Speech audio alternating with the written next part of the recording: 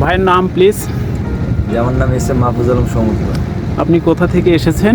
আমি আসছি রবীন্দ্র বিশ্ববিদ্যালয় থেকে। রবীন্দ্র বিশ্ববিদ্যালয় শাহজাদপুর থেকে এসেছেন।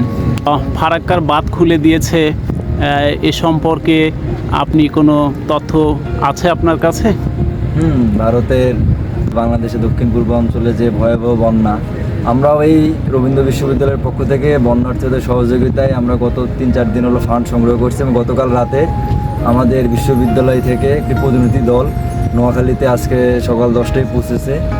আমাদের বিশ্ববিদ্যালয় থেকে আমরা যতটুকু পেরেছি বন্যার্থীদের সহযোগিতায় আমরা পাশে থাকার চেষ্টা করছি এবং ফারাক্কা যে বাঁধ আমরা শুনলাম খুলে দেওয়া হয়েছে, উত্তরবঙ্গের যদি সেরকম ভয়াবহ কোনো পরিস্থিতি তৈরি হয় ইনশাল্লাহ আমরাও দক্ষিণবঙ্গে যেভাবে বন্যার্থদের পাশে দাঁড়িয়েছি উত্তরবঙ্গ দাঁড়াবো ইনশাল্লাহ। ধন্যবাদ। ইতিমধ্যেই আমরা তো শুনেছি যে এটি 26 তারিখ সোমবার ফারাক্কা বাঁধ খুলে দিয়েছেন।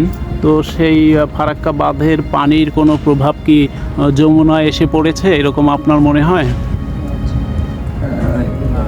না এরকম, আর ওটা তো প্রতি বছরই খুলে দেয়, ফারাক্কার বাঁধটা তো প্রতি বছরই খুলে দেয়। আসলে সেরকম কোনো প্রভাব তো মানে বিশেষভাবে যে প্রভাবটা এখন আমরা দেখতে পাইনি।